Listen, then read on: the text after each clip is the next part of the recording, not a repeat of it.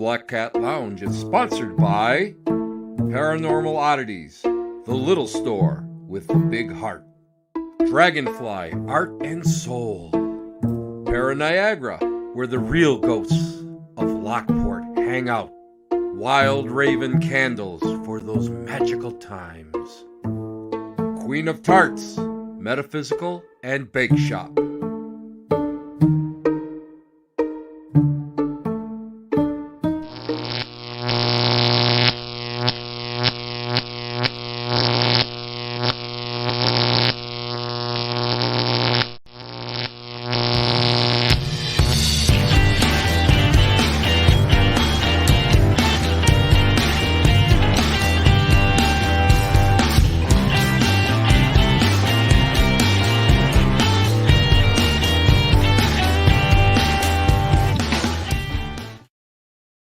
Hey everybody, welcome back to the Black Cat Lounge. We're all hanging out here on a Tuesday night.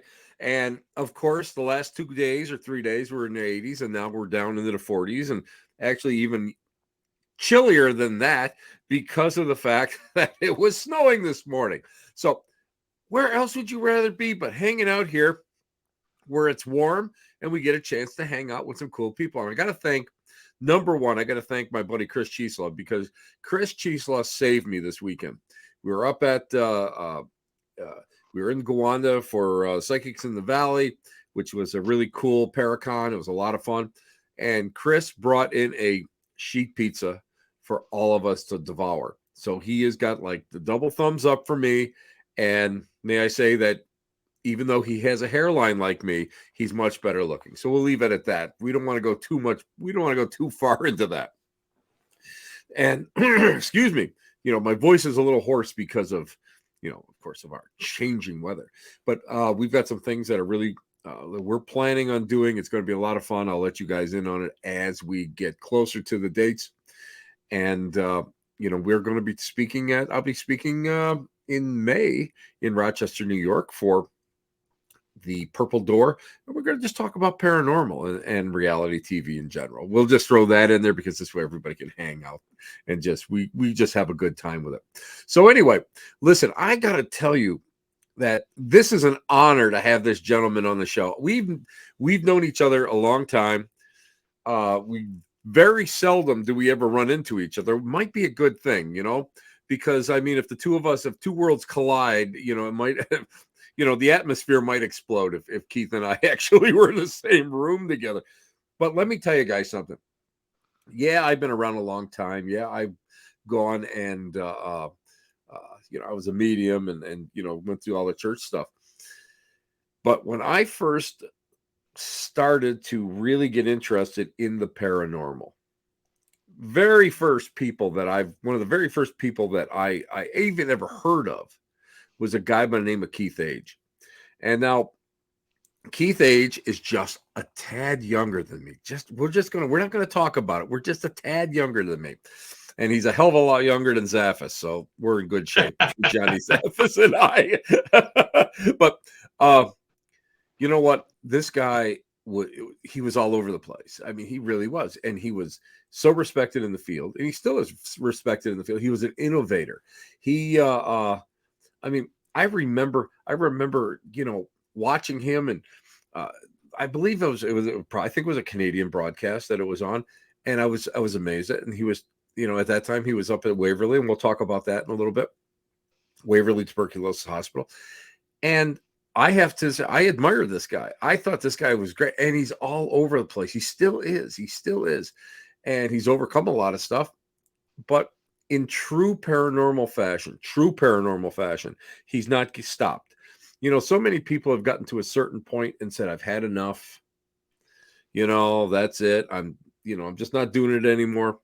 This guy isn't. This guy is still rolling. And we're going to talk about his latest project, which I am so thrilled that he is involved in. We were talking about it off the air, and I'm like, oh my God, I just want to go out and buy some new camera gear so I can actually get back out in the field again. This guy is a rock and roll paranormal just investigator. He is timeless. I'm going to just tell you something. Keith is timeless because as long as I've known him, he has always kept the exact same humor, his exact same integrity, and he's always just been, you know what, a good guy. And he likes a little tad of Jack Daniels once in a while, maybe once every 25 minutes, but that's just him and me sitting together on a regular Friday night talking. So let me bring in my guest tonight, the one and only, one of the nicest people that you'll ever want to meet, probably one of the most knowledgeable people you ever want to meet, and one of the true, and I say this in all sincerity, he's one of the true pioneers of the modern paranormal age, Mr. Keith Age himself. Keith, thanks for being here. You know what? You have outside of your beard getting a little bit more grayer, because I remember the first time I met you, you had a little brown, in there. You haven't changed a bit. Maybe you've even gotten better looking with age. I mean, you're like a fine wine, man. I don't know about that, but it's good to see you, brother.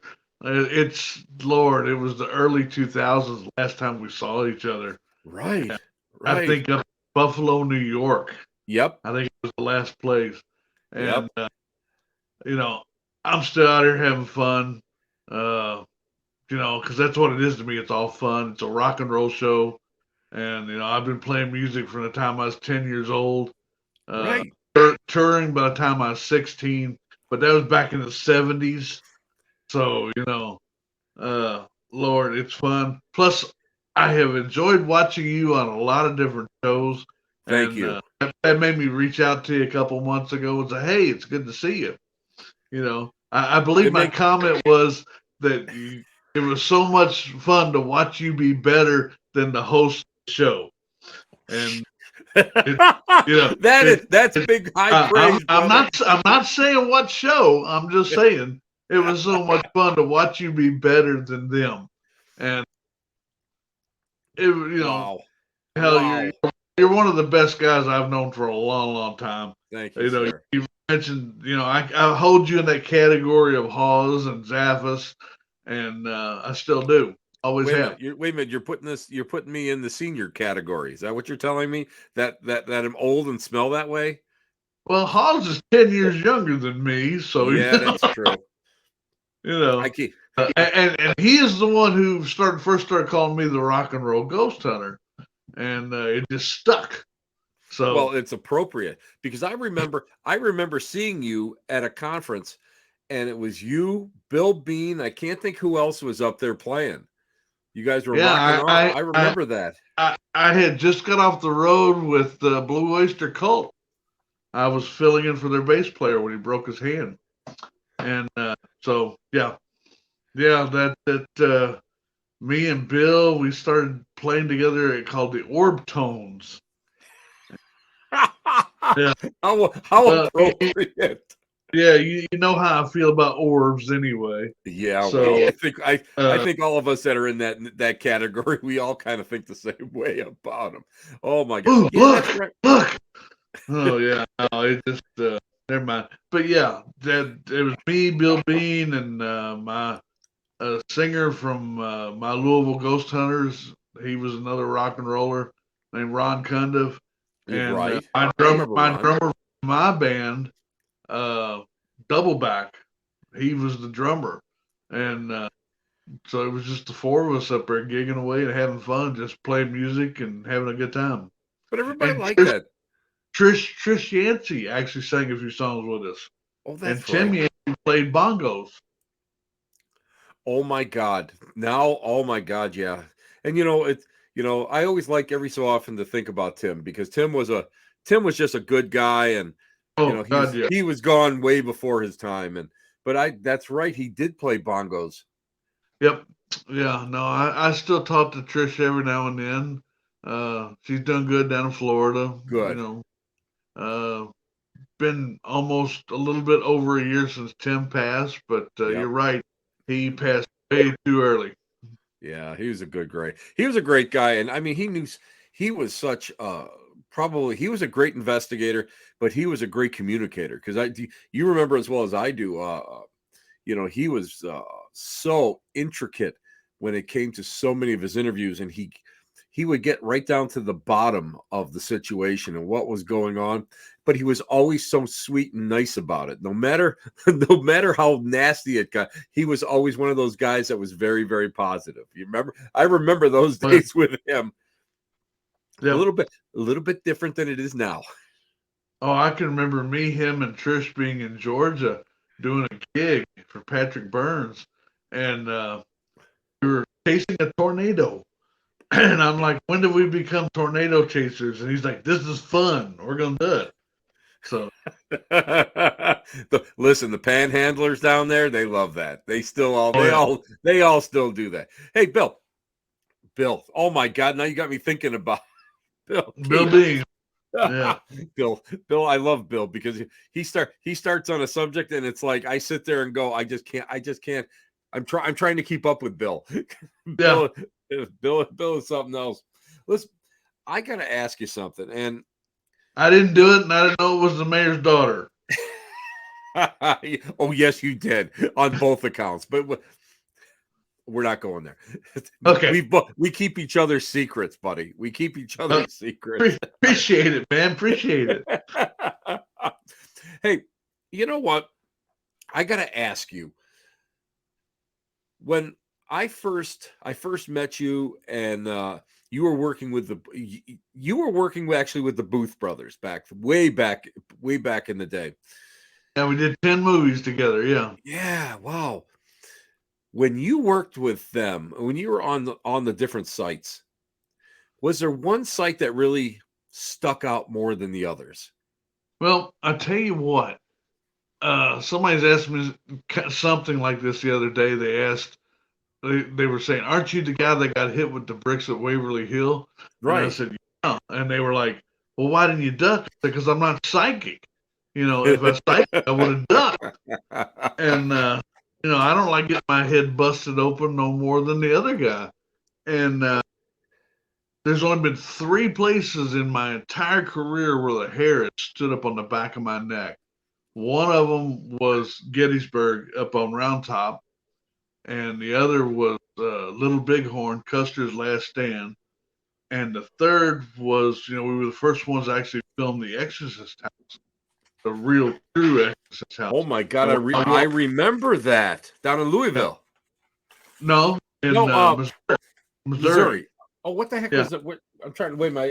I live in Louisville. That's right. I'm trying to remember. It was in St. Louis. Yeah, that was in St. Louis. The minute I walked through the door, the hair on the back of my neck just stood up, and I was like, "This is going to be interesting." And and we did. We captured some stuff that Sci-Fi said, "No, we're not showing this." And they, of course, when you're dealing with the networks, yes, and they do call a lot of the shots. We said, we're gonna do this, and that's one of the things I've always loved about Chris and Phil was they didn't go for the sensationalization of stuff. And if I could get up here and explain what something was and what was causing it, they always put that in. And they didn't just go for the ratings because the ratings were always there anyway. And that was great. But like I said, the Exorcist House was probably the most that I remember just walking through. And like I said, of course, Round Top, everybody that's been to Gettysburg knows about Round Top. And everybody knows about Custer's Last Stand. So, just walking out on that prairie in the field and everything and learning the history. I'm still a firm believer in history can prove a haunting. And, people go, well, I don't want to know nothing about it. I'm like, well, then you're cheating yourself out of a lot. If you have a little bit of knowledge going in, I think that helps you so much immensely. See, a lot of people, they're like, well, you don't want to know anything about it. They want you to go in cold. Well, if I'm going to do a psychic walkthrough, Keith, well, yeah, I don't want to know anything about it. But if I'm going to go and tech this place out, if I'm going to go and investigate it, I want to know what questions? What's the right questions to ask? Who Right. was there? Let's see if we can get some kind of response. What kind of trigger objects can we go and use?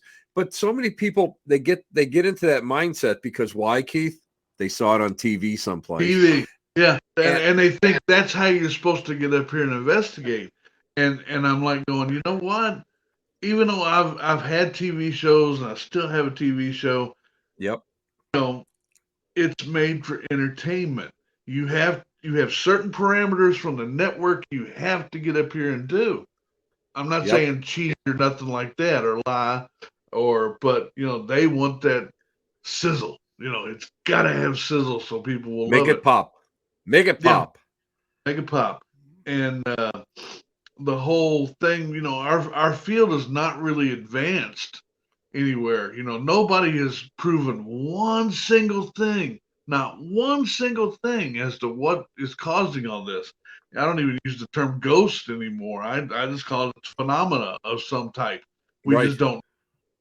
And you know, me and you said this many years ago. I said when the sensationalists get out of this, the money makers Yes. and just go back to pure research, that's when we're going to start, I think, finding answers. I don't think we're going to find answers in mine of your lifetime, but you know, maybe the next generation or the generation after that finally says, "Oh, here it is," because it could be some little green men on a far off planet going, "What's this?" You know, we don't know what it is. Hey, wait, You know, we got a comment here. It's all theory and conjecture now. We got a comment here from Annie Weibel. It says Keith Age snores. Tent sleeping at Lake Shawnee Amusement Park. Love you. Oh yeah. Oh yeah.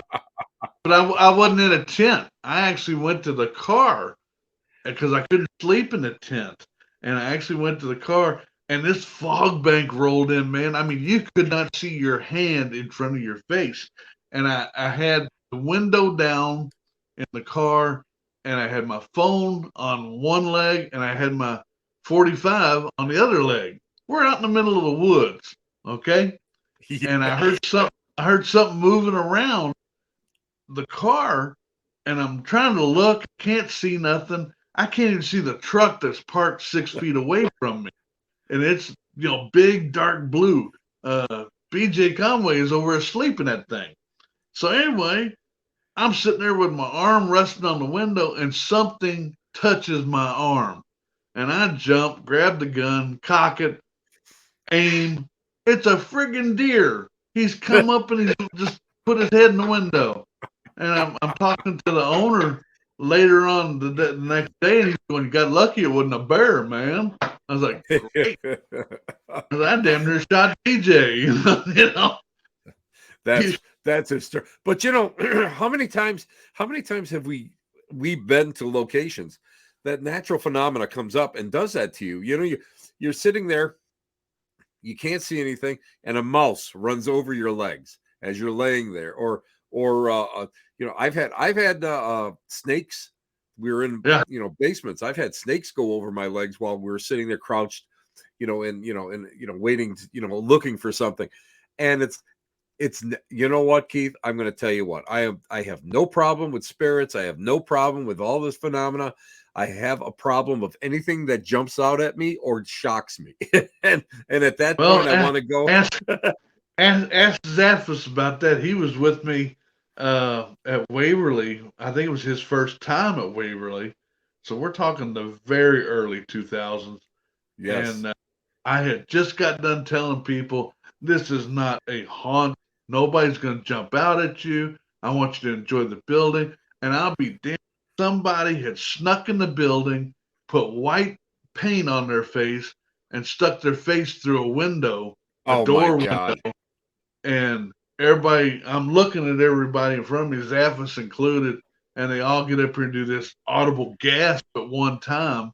And I just spun around and hit hard and knocked this guy down a whole flight of stairs.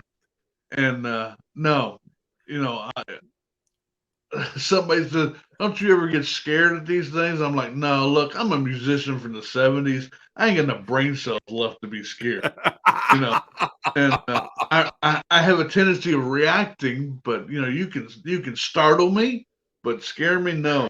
And like I said, John still talks about me clocking that guy, and no. Uh, if I'm you're the same way. stupid enough, if you're stupid enough to do something like that, I mean, first of all, people go, "Don't you carry a gun?" Yeah, I used to be a cop. I still do. You know, I'm allowed to. Have I ever pulled it? No. Oh yeah, and I have never shot a psychic, even though I have been claimed to. I did not shoot a psychic. People say I'm I'm happy. I'm happy to anti-psychic. hear that. I'm happy to Yeah, hear that, Keith. yeah. People say I'm anti-psychic, but I'm not. No. I'm anti-idiot, and I mean, some of my best friends are psychics. Rick Hayes, Scotty Yeah. Rourke, Yep. uh, you, you know, I have never pulled a gun on any of y'all, even though Scotty Rourke is the one who tells people I actually shot a psychic, but I did not shoot her. I shot over her head because she was being stupid. Well, Keith, what drives me up the wall is because you go and you have a psychic on a team, or you have a psychic at a public, hunt or something, and they seem to take over. They're going to tell you everything, and they're going to go and they get stupid. They really do. And then they get the ooga booga, the Oh whole yeah. ooga booga routine, and that's when they get stupid. That's when it just kind of goes, and I'm like, okay, fun time. We're gonna Well, have yeah, fun. but that's what I mean. You turn around and it's like your place. Again, like with Portals of Hell, I knew exactly what I was supposed to do. I walk in there, I do my reads, I leave. And I always Yeah. kid everybody. I said, I've got the greatest job in the world. I walk in, I film for 4 to 5 hours. I'm back in my hotel by midnight, and I'm on the road home by 7 a.m. This is fantastic. Thank you for my paycheck. But so many people, they want to take over. And you can't do that. You want to be They able want to to go be stars, and like we were talking about before we started, those days are yeah. pretty much gone. Oh, You I know, think so. I think yeah, so. We'll keep, what, Keith? The field will always be here. People will always find it. But I hate to, people are like, they don't want to go and admit that what we've done in the past is now a fad. It's seen yeah. its day, it's seen its high, it's peak. And I'm sure there'll be some shows that'll survive, but it's not going to be like it was way back when, when we were both getting picked up by network and stuff. And you know what? I have to say that I think it's the right thing, because like you said before, we need to go and try to prove something. We need to go and try to work. We got to get rid of the hype. We've got to get rid of that whole mentality of, I'm going to get a show. We need to be able to get back into research, to thinking outside the box, and just working with it and experimenting and looking to the past to maybe get some new ideas for the future. Yeah. I tell you what, I totally agree with you. And for years, one of my best friends in the world, his name was John Tincher. And John and I traveled all over the country. We played music together. Just the brother that I wish I'd have had, and we got along that well. But John was an electrical genius, and I had him Mm-hmm. build stuff for me. And like we was talking about the red lasers, laser grill. Right. You He were was one of the working. very He was first people to use those. You were the one. I'll never forget. Can't remember. I was watching something, and you set up, I don't know, 30 of them or something. And yeah, way back when, before you could buy the cheapy Chinese ones, I mean, these were hardcore industrial survey lasers, and you set up this grid pattern. And I'll always remember about seeing, that was the very first time I ever saw like a shadow person or some kind of a shadow kind of get caught on it. And I yeah, thought, that is amazing. And that was innovation. That nobody had done that before you.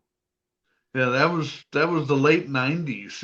Yeah, and yeah, I mean, and this is real science. I'm not a scientist. Don't claim to be, but I Right. try to be as scientific as possible. like I said, I'm not a psychic. I'm as psychic as a door, really. No, And no. You know what, Keith? No, no, no, no, no. You know what? I have to tell you that I have never thought that you were as psychic as a rock. You, my friend, could always figure out exactly where to point that camera, where to point that microphone. You had that sixth sense to do that. When I've seen you I've seen the Booth Brothers outtakes, and we won't talk about some of them, but we will talk about the ones that where it was like, are you sure? And I remember in one of them, you said that direction. Oh no, yeah, it was in the Exorcist house. That direction, and I always remember that EVP that came through, and it was like it's frightening as hell. But you went and you knew, you had that feeling. So you know what? You're probably more psychic than what you realize, but also what you admit to. nah. Hey, Keith, let me just tell you what. I had a great. This is my abilities come from my father's side of the family, and there's a guy by the name they used to call him Whiskey Bill Ogden, and his talent Like was him already with that name. Like yep, him already. he could find a whiskey jug in a cornfield. That's what they said. That's where the psychic ability in my family comes from. And listen, the two of us have spent a couple sordid nights together, so I know that you know where all the whiskey and the good stuff comes from. So you do have some psychic Me? ability, buddy. Me? You? I No, would not live in you. Kentucky, the bourbon capital of the world. I've only been an active musician from the time I was 10 years old. I don't know nothing about bourbon. No. Yeah, But yeah, anyway, no, go you ahead. don't. So please But you know, finish your story. I'm sorry. but I mean, but the whole thing is that I found that the best investigators have get that feeling of where it is, what it's almost as like everybody is looking in one direction and you're looking in that other direction, and the shadow person comes across there. It's almost as if it's almost like predestination, where you're able to go and you're able to get that pull. And a lot of people don't realize that that's all part of that, that little sixth sense you hone from doing this work as long as you and I have. And seriously, I just call it luck, it's all bullshit. Don't give me that stuff, luck. Not you. I mean, I have got some great captures, I will admit it. I mean, the one that I call the Peter Pan effect, that we got for Children of the Grave 2. We were in an old abandoned orphanage that's falling down around us. Yes. Literally. And for the Booth Brothers. And I've Scotty Rourke in the middle of this room. It's going, I feel this, I feel that, da. And when you give me a camera and leave me to my own devices, that's not a good idea. So I just started panning the rest of the room with this thermal that's being filmed, and we caught this shadow on the wall of a light guy that was standing with a light. And you're going to get when you're using a thermal, and if you're close to a wall or something, you're going to get the thermal shadow. But now all of a sudden there's a third thermal shadow, and Correct. and it's doing everything this guy's doing. I'm telling him, move his arm, move his hand, and it's just mimicking it. And this went on for like 7 minutes, and all of a sudden this shadow walks across the room. Yep. And I'm like, oh, holy crap, that's great. That's what we're here for. And of course, the other cameras are clicked in on Scotty, and I'm like going, screw that. This is better. This is the stuff we're here for. But like I said, I've always called it luck. I know, I mean, Chris Fleming has always said, nah, you've got something going on. You have told me that too. I never, and Zaffis has said it too, but I have never really promoted to go to that area because I'm old. What can I say?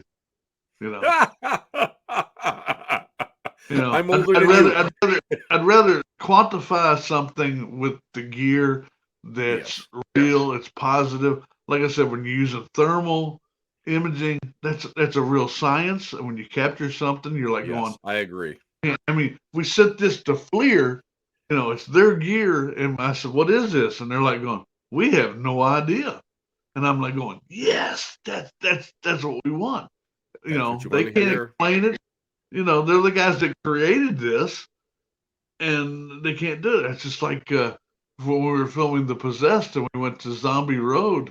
The photograph we got that actually led us to this is That was children. amazing. Yeah, Yes. it's children out in the middle of the woods. It's middle of the night, and they're standing up on a hill in between trees. But there's this big puddle down here at the end of this hill. You see the trees, but you don't see the children.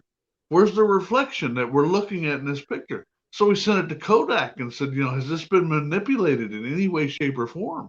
And they're like going, no, what's on here is on here. And but anyway, what I was saying with John Tensor, we were working on the laser system to create a new system. Instead of having 30 different lasers, it was all going to be one, because that is out there now and you can buy it for like $500. But who's got the money for that? It's fun. If you It's funny. make something work and do it cheap, do it. We were talking off the air about how we, well, when we go out filming, how we go out there and we are like, if we had the money that we could go and buy anything that we wanted, would we do it? And the answer was from both of us, absolutely not. Because for some reason, I have to tell you that I think that when you innovate, when you really go and try to experiment with things, you get more responses, you get better evidence, you get better film footage by going out there and just reworking your gear, by just going and just, what do you think outside the box? We're all using frequency now. We're all using karaoke mics and breaking down our voices to frequency. Simple, and we're getting so much more, interaction. And people that are just watching TV, unfortunately, they're going out there and they're buying a lot of equipment. Don't get me wrong, because I buy a lot of equipment, but they don't understand the reasons behind it, and they don't go. And I think that they rely too much on the gear rather than themselves to reinvent what we're working with. Because if you reinvent it, how many times have you gone and done something, Keith, and it's better? It's better than what you can buy. Yeah, well, it's like you just said a minute ago. They see it on TV and think that's how it's supposed to work. That's not how it works. I'm teaching a class in 2 weeks with Rick Hayes at Poasttown Elementary, and the one thing I have said for years and still say it: know your craft. You got to know a little bit about everything. You got to know how this stuff works, why it works, what it was made for originally, because that's what we're doing. We're, like you just said, the past, we learn from it. Don't keep doing the same thing over and over again if you're only getting kind of results. Not everything is paranormal. I wish it was, but it's not. You know that. I know that. And, it's like people go, well, I've got this real fancy $700 EMF meter, or I've got a phone app. And I'm sorry, phone apps are games. They're toys. The phones were never designed to do what these apps say they can do on a lot of this stuff. Here, I'll give you an example. Take a phone app that says it's an EMF meter, okay? Put it up to a speaker, just a radio speaker, an amplifier, all right? And it'll move. Turn that amplifier or radio on and it'll peg, okay? Now, that's with a real EMF meter. You put that phone app to it, it doesn't do nothing. Exactly. I agree. Because the phone gives off a burst of radiation that this app should be picking up anyway, and it's not. Throw those apps away. Go use real gear. Find you an original Dr. Gauss meter for $40 or so. You can find on eBay. On eBay. Yep. I love those. One. Yeah. I mean, they're great to use. And they're accurate. But another thing people don't realize also, every time that Gauss meter goes off and that needle goes, and it needs to be recalibrated. People don't understand that. So now Correct. you've got a piece of equipment, if you've been playing with it or anything else, it's not accurate anymore. You've got to get them calibrated. You got to keep your gear working. Cameras, you got to know. I'm sorry, I'm a photography major. I will admit that. But you got to know what the camera can do, why it works, how it works, and what are your limitations and whatnot. Instead, we used to get photographs. People go, "What do you think about this?" And if it was interesting, we'd say, "Wow," and they'd say, "Well, do you want to come check it out?" We'd go try and check stuff out. Nowadays, you get a picture like that, and the person goes, "What do you think?" You say, "Well, that's pretty interesting. It might be this, might be that. I wasn't there, so I can't tell you exactly what I'm looking at." But they're going, instead of going, "Do you want to check it out?" They're going, what network can I send it to? Oh my God, yes. Oh my God, yes. Yeah. It's like, give me a break, because it's like, why do you want? See, I don't understand why everybody needs that their 15 seconds of fame so badly that they're not willing to go and take the time to really look at this stuff. They're not, right. And a lot of times, how many times do you get everything that you're working with on a cell phone? That's what a lot of people are taking. And as well as I do, you've got plastic optics on there, and when you're using digital technology, you're not getting a true negative. You're getting an interpretation of the film or of the image. Right. That's why I said don't use the apps. Throw them away. Don't buy them. They're games. Period. And yep. I am all for the innovation of our field and moving it forward. But too many people are seeing this stuff and they're going, "Oh, I gotta have this, gotta have it." Well, first of all, go buy the old stuff, that was out there first, and then Bill Chappell. I love Billy Chappell. Yeah. I got Dave, and Patrick Burns had the three of the very first obelisks ever made, and that Billy Chappell made and gave them to us. And those are still the best, though. Those first ones, they're still the best. They're still handheld units. They're about that big. Yep. And Darkness Dave and I and Patrick, we loved them. And Bill Chappell, we were the first ones, me and the Booth Brothers, to put him on TV with The Possessed. And he flew to Louisville. We had dinner, and he showed me this thing, and I was like going, "Well, this is pretty impressive," because right in the middle of dinner, this big thunderstorm pulled out of nowhere, and it starts talking about the lightning, the rain, and I'm like going, "Okay, this is interesting, but how does this correlate back to ghost hunting?"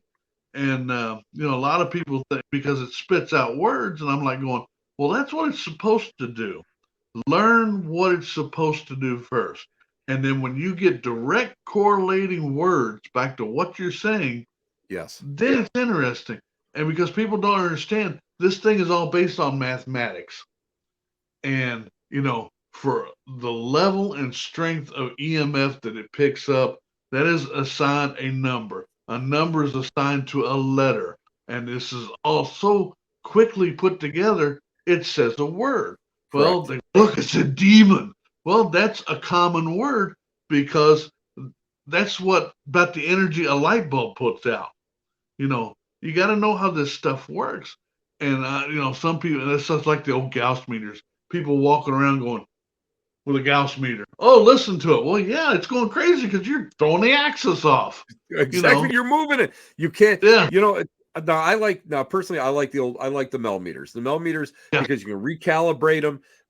They're really well made, and it's a good piece of equipment. It's affordable, but you can't walk around and you can't shake them.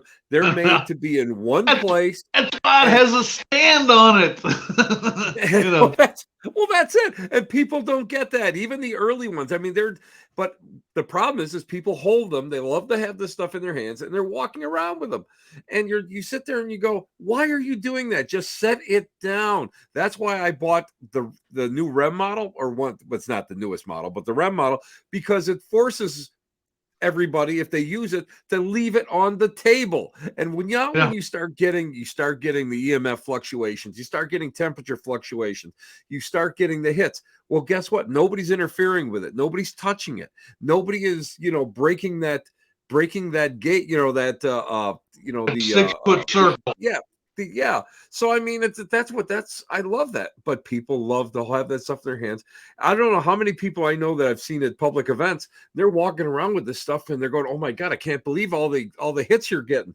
And I don't have the heart to tell them. It's like, well, if you keep shaking it, you're going to get more hits. And the cool thing is, you get up here, it hits something, and it's going off. And you're trying to figure out, okay, is this man-made? People don't understand, even though you don't have electricity to a building, the stuff that's behind a wall can still hold capacitors can still hold charges. Right. That relates back to electromagnetic energy, which is basically radiation, and that's what this thing is reading. Okay, you hit this thing the same time, same place every time. Guess what? It's probably man-made. Probably something there. Exactly. Now it moves over here 4 feet, and you're no longer getting something here. Now you got something interesting. Okay, then move it. Then see if you can pick it up. A buddy of mine, James Clarita, made some of the best REM pods and EMF meters that were there, and they were only about this big. He called them pocket gear. You can put it in your pocket. And the little REM pod he made, people don't understand. If you buy one of these $400 round REM pods that you see out there, they're not shielded at all. Exactly. Yes, I agree.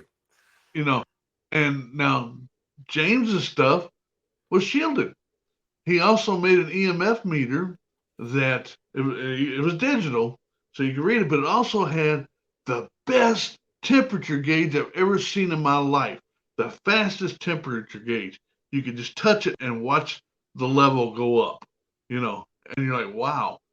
So you sit that out in the middle of the room and, and you watch this stuff. Plus, every time the meter went off, the EMF meter went off, he had it set to where it recalibrated itself. And, when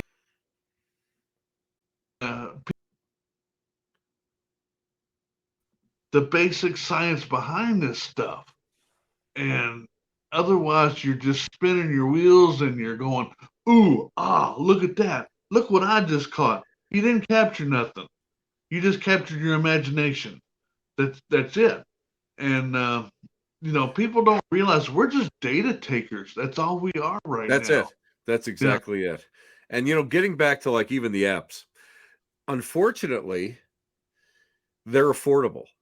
And so many people don't want to put any kind of big money out. And a lot of, and let's face it. Hallelujah, brother. Thank you. and, I mean, I have like an Echo Vox. I still have an Echo Vox on my phone. I've had it for years. I love, it's something that I play with, but I have only gotten one good response in all the years I've had it. It said prison twice at the West Virginia State Penitentiary. And I sat down and I said, and I started questioning, and I'm looking for people to explain it to me. Does it have a GPS unit in it? And everybody's no. But your phone does. Can it access perhaps the phone? Absolutely. So, I mean, you have to watch this stuff. And, there's so many false positives out there you get that, you have to. Now, there's one there's an app that's made in England. And, gee, how come all of your responses have an English accent to them? Wow. So you have to. Just mind-boggling. Yeah. But they're so cheap that people would rather spend under $20 for something than spend, let's say, $40 for a decent EMF, meter, or even like, let's face it, your upper echelon now, if you're going in, well, you can go on eBay and you can find this stuff for between 100, like at Melmeter, between $100 and $200 for a brand new model, right around 200 for a used one. You can get it anywhere, down to $99 depending. Instead of paying that, that's a big outlay. I understand that. So you have to choose your your gear right. And that's why I choose a lot of multi-gear, where Yeah. and millimeter, and you hit something right on the head. It was the shielding. People don't realize when this stuff isn't shielded, you get all sorts of interference with it. Where Uh-huh. if that's what I love about Gary Gulka stuff at Pro Measure. It's all shielded. And Yep. that's what you need. And you need to have it so that you can go and recalibrate it. And so, but that takes thinking rather than, and they don't show that on TV. I shouldn't say thinking. Maybe, I'll throw that out there too. You and I giggle about that all the time, but they don't show that you have to have all this stuff and you have to be able to go and figure it out. So gear is one of those things that I'm real touchy about, because it's okay to buy gear once here and there and use it and play around with it, but you need like one or two pieces of really strong, good gear, and not even and just so you can fall back on it. We had up at the Hinsdale house, we had one night that there was no power up there at all. This is going back a few years. Hinsdale house in the southern tier of New York State, where we had like 8 to 10 K2s go off outside all at once. So I started looking into it, and then I started realizing how cell phone towers work and how they bounce and how you start getting those echoes. You got one a quarter of a mile away from that house behind the railroad track. Okay? Here's the thing. Here's a little experiment. I'm going to give everybody a free tip. If you get a REM pod or some other piece of equipment and you go, oh, this is greater than spread, sit it down, back up 6 feet, make a phone call. See if it goes off. Really, if it goes off, I it's agree. not shielded. It's not shielded. That means any burst of microwave from anything, including a phone, will set it off. Or a radio. There was a TV show that used to be on that was famous for, oh, look, this is going off. Well, that's because there was a technician standing behind the camera keying up a radio. Yep. Oh, yeah. Oh, yeah. Luckily, that TV show is no longer on. But again, it puts it out there. This is how it works, and it's not. That's why I say know your craft. Exactly. Know how to do what everything does and why it does it. Yeah. I know I'm sounding like I'm sitting there bitching and griping. I'm not. I'm getting up here and saying, use common sense and learn what it's supposed to do. You can't be a mathematician or an electrician or anything else without learning your craft. Well, exactly. Okay. No, here's our craft.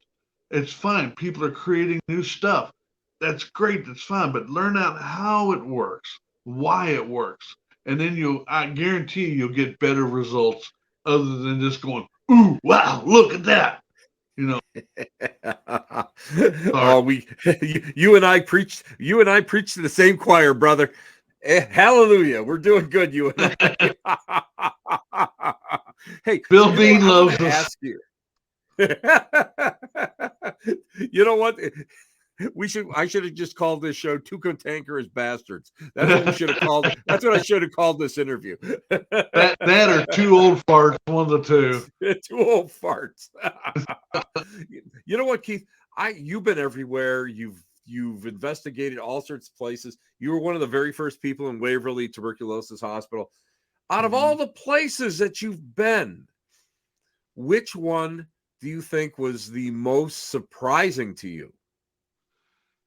Well, Waverly was great. Like I said, yeah, I was the very first to actually go in there and stay there. I was there from 2000 to 2005.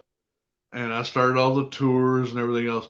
And Waverly, when we first went in there, gave up so much that we were capturing, but also there were days when it could just be dead, nothing. And so Waverly is a very fond memory. Actually, there's a little house in Rooster Run, Kentucky, about by the crossroads, and that's exactly what it is. You cross over the road, you're in Rooster Run, Kentucky. You go over this road, you're in Hanover, Kentucky. You cross over this road, you're in Boyd County. All right, so there's a little bitty house that first, when I got there, because of what was happening and how people were treating each other, and this went on for like 3 families. Mm-hmm. Actually, somebody ended up murdering one of their family members. I'm thinking it's just a great big fear cage. That there's got to be some massive amount of EMF given Right. off somewhere. And there's Right. no towers. There's no towers. The electrical lines are 300 feet away. I'm not getting EMF readings, that are just weird. I'm getting normal readings. And almost after, 7 months of investigating this place, I never could explain it. And yet I witnessed the change in people and, aggressively to people. I mean, I had a guy that was with in my own team that actually went crazy one in there one night. And as we were walking up the steps, he actually grabbed hold of my legs and the girl next to me and started biting her leg. Wow. Uh, and I ended Wow. up Wow. standing up and just smacking the heck out of him. Uh, you know, so we never could figure out what it was. The house ended up getting demolished, and they actually burned all the wood. The fire department came and just burned it all down, and after it was demolished and set it on fire, and it's been blessed several times, and now it's just an open field. Uh, the owner of the property says, I don't know, I don't feel right about selling this to somebody because, like I said, 4 families have been in that house, and you know, it went from loving each other, newlyweds, to I'm going to kill you within 3 months, and eventually that did happen, and so that's probably the most interesting case I've ever done. I brought in psychologists. I brought in a geothermal survey team, spent my own money to figure this out. And that wasn't cheap. And nobody could figure it out. Again, using EMF, or we're trying to find ley lines in the ground to see if there's something EMF rising up Right. that we don't know about. And this is before cell towers were really big back then. Uh, I did the same thing on a TV show many, many years ago in Texas, and this house was a fear cage. They claimed to see Satan tap dancing on the table every night. This was down in Texas with the psychic James Edward before he died. It was his show, and asked me to come out there, and I did. And we found out the power electrical lines are out in the front yard, and the side yard, and the backyard. It just you take in an EMF meter and it just pegs before you even get to the house. And it just stayed that way. You're being bombarded by EMF, and people don't realize this is actual radioactivity that can create nausea, panic. It Exactly. can see things. You know, Yeah. the Cancer. lady It was causes lady. cancer. Yeah, it causes cancer. The lady Yeah. was in the shower, which there's a window right here in the shower, and you see power lines 25 feet away. And it was reading so much Gauss that you couldn't get an actual clear reading on it. And she was in there taking a shower one day and thought somebody had broken into the house or there was a demon coming up on her. And she actually busted through the glass in the shower window and cut herself to pieces. And that's because they're being bombarded by all this EMF. Had a house where a guy had an old TV like we used to have when we were children, had the big tubes on it and a Yep. big wood case and everything, and they were still using it. And we walk in, and these all the EMF meters just went crazy around the TV. Remember the old adage your mom used to tell you, don't sit too close, you'll go blind? Oh my God. Yes. Yes. Yeah. That's why I've Well, got glasses now. that's true with those old TVs because they gave off so much radiation. If you were close, it's going to affect you. Like you said, it can cause blindness, it can cause cancer. Yeah. They're even saying that some forms of tuberculosis just Yep. all these different I things agree. because of the radiation. And these people are just living in fear, and they're seeing all kinds of stuff. And finally, I said, you know what? Your biggest thing is this TV right here. You need to get rid of it. And he's like, I ain't got the money to buy a new one. Well, I went to Walmart and bought him a new TV. You know, no, and yeah, you got a little bit of radiation, but not that Not much. as And much, not like that. No, that's, yeah, I mean, I don't know how many houses I've been into. I remember going with an exorcist to bless a house. And we walked in, and these people were like, we see things.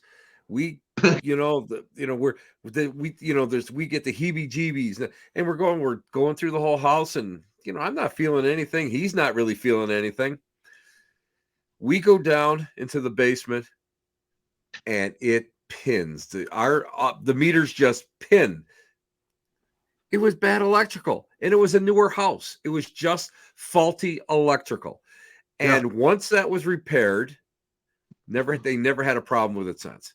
And yeah, people don't realize that. And automatically, I love when they go automatically, they say it's a demon. It's always a demon. It's always, this or that. And it's like, and you know what, Keith, what the worst part is the self-fulfilling prophecy. These poor people believe these investigators that come in that say it's a demon.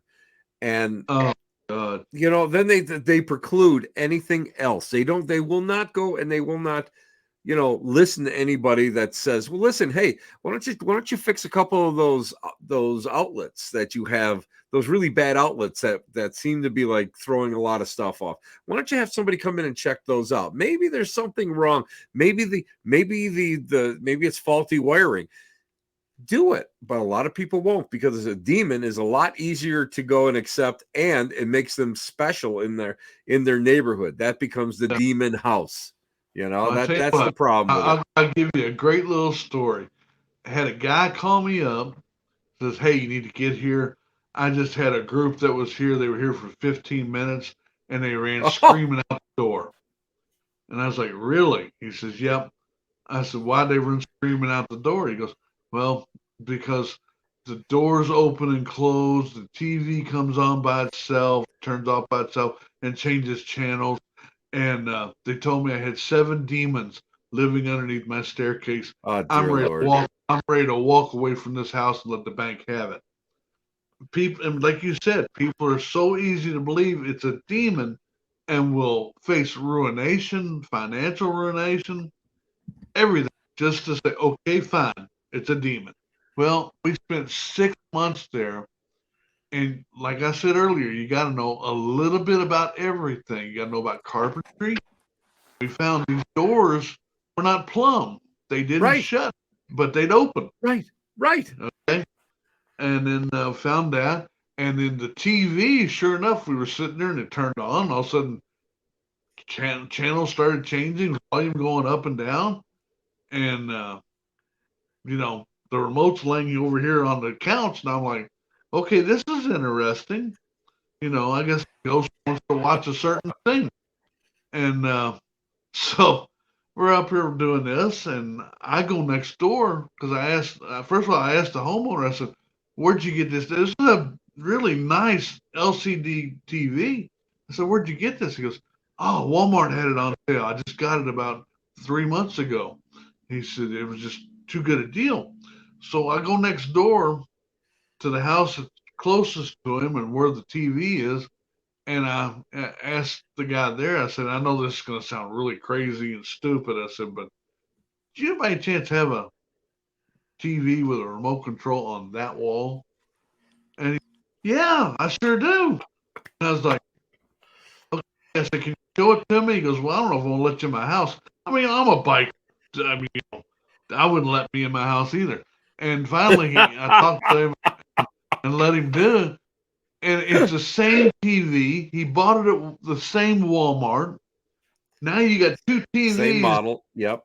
same model. They're 25 feet apart, and all that's separating them is a little bit of brick and a little bit of wood and plastic.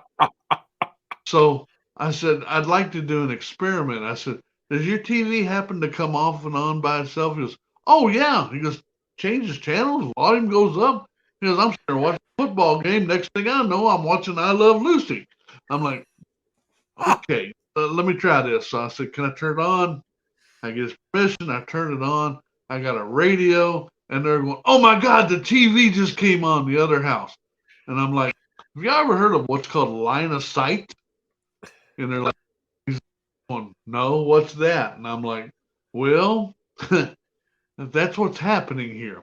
So we spent 6 months there pretty much debunking everything that this group who came in and were only there 15 minutes and screaming at the door. So finally I tell the guy, I said, look, your house is fine. You need to fix a few things. Replumb the door. You need to get a carpenter in here to do all this stuff. Um, you know, the leaky faucet in the bathroom upstairs, that's a washer. Okay, you need a plumber to come in and fix this. That's all it is. Correct. And I said, we're out of here. And he goes, well, what happened to the 7 demons that were here underneath my stairs? I said, I think they left 15 minutes after they got here. It's true.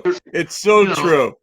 Yeah, I mean, people are just ready and willing to believe that instead of doing a little bit of research, a little bit of work, and a little bit of common sense.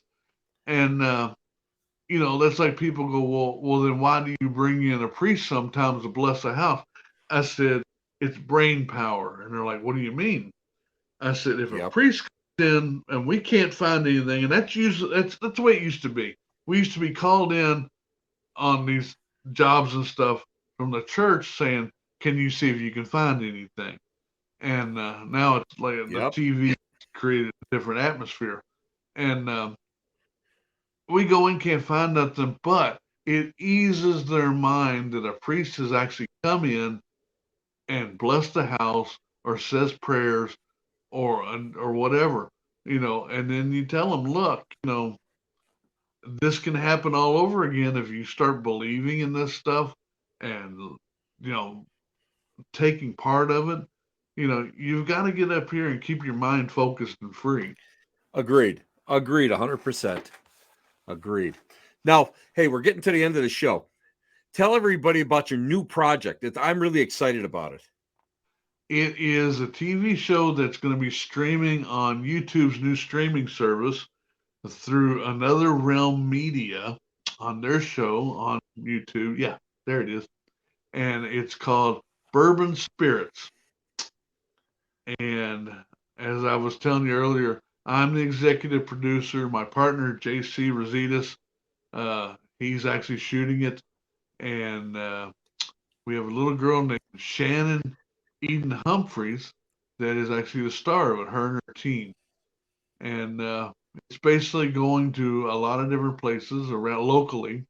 We have gone to a few out of state just because I do love them, like the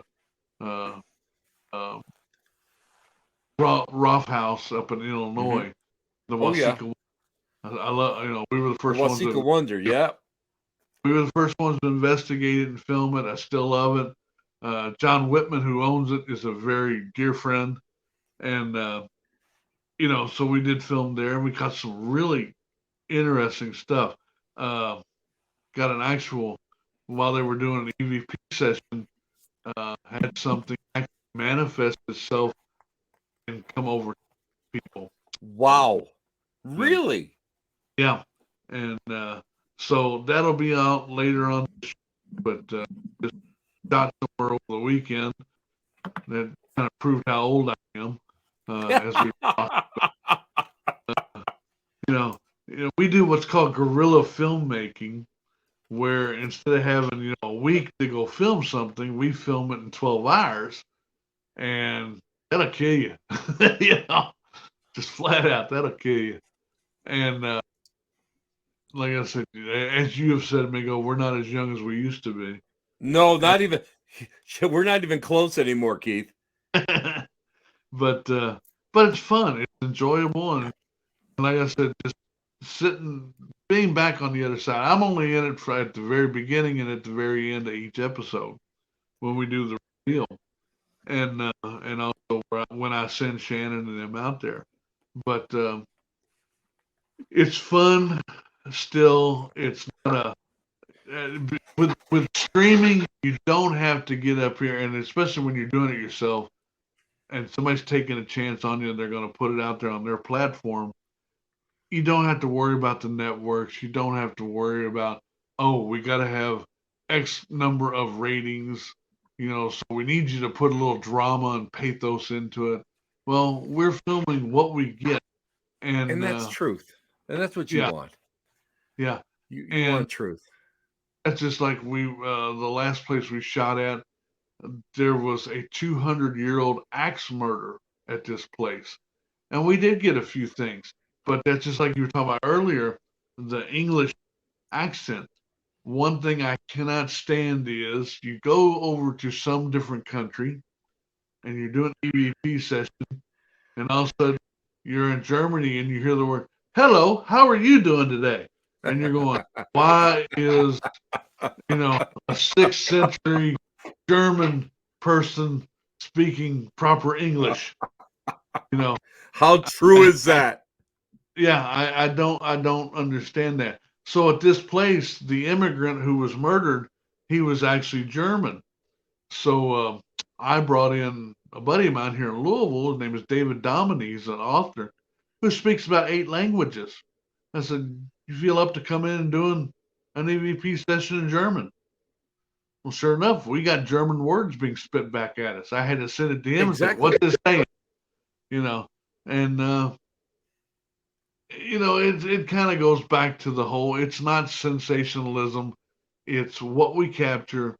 And yeah, Shannon's a cute little girl, so her and her team are all cute and bubbly and all this good stuff. So there you go, there's the drama. Look at Shannon, go ooh ah. That's all. now you have an event coming up, don't you? I have several. Well, you have This one at Waverly. I've gotten this one. We've got where are we? Whoops, there we are. Yeah, Look at that handsome yeah. guy there. Which one? The guy in that far right, the best looking guy around. Okay. I'm talking about the old fart. Gotcha. Anyway, it's an event. Jason Snyder, who I call my little brother, him and I put a lot of events on through the years. It's his event. Santiago Cirillo. If you've never met Santiago, He's a riot. it's a treat. And we'll be doing it this weekend at the Bell Mansion in Ohio, or excuse me, Indiana, at Fort Wayne. And then, like I said, the following weekend, me and Rick Hayes will be at Post Town all day teaching and then investigating at night. It's going to be great. Keith, hold on the phone there for a couple minutes. I want to thank you properly off the air. And everybody loved seeing the rock and roll pioneer. I'm just going to call you the rock and roll pioneer from here on in, and that's the best way I can describe it. And you know what? I thank you. Yeah, that really makes me feel old. Yeah, hey, you're younger than me. You're doing fine. you're just trying to catch up. That's all you want to do is catch up. But you know what? You've always been a good friend. You've always been so sincere. You've always done great work out in the field. And it was an honor for you to take the time out of your schedule to come and hang out with me. This was so great. Thank you so much. Thank you. It's always a treat and an honor to just hang out with you, man. Always loved it. And we're gonna have to do something together. We're gonna have to do something. Yeah, but we got to have people that handlers for us because we'll get in the mischief. Well, last time we were together, I believe it was like 6 quarts of Jack Daniels that disappeared. Yeah, I would say so. I can't deny that one. That one. Yeah, I remember that one. Well, I won't say I remember it. I will say I remember waking up from it. I remember getting on a plane. That's it. Oh my God, yeah. Well, that was back in my old days. But anyway, stick around, and I'll thank you right off the air. And I want to do my outro. And again, it was so great to hang out with you. It was fun. Thank you for having me. Just a fun event. I love interviews like this. Oh yeah. Everybody, isn't he great? I mean, I really miss being able to hang out with him and see him. He's just one of those guys that you just love. You just can't help but love this guy. Speaking about love, you know what is always, it's always funny because people are always saying, forgiveness and loving and all that. It's good to love your neighbor, good to love your enemies, but always remember, don't let them ever take advantage of you. Be yourself, get out there and do what you got to do. And if you want to speak your truth, you speak it. This is Tim Shaw. Thank you guys for being out here. I'm so thrilled that Keith was on and I got a chance to spend some time with him and share our normal conversations with all of you. Take care, guys. Ciao, babies. Bye-bye.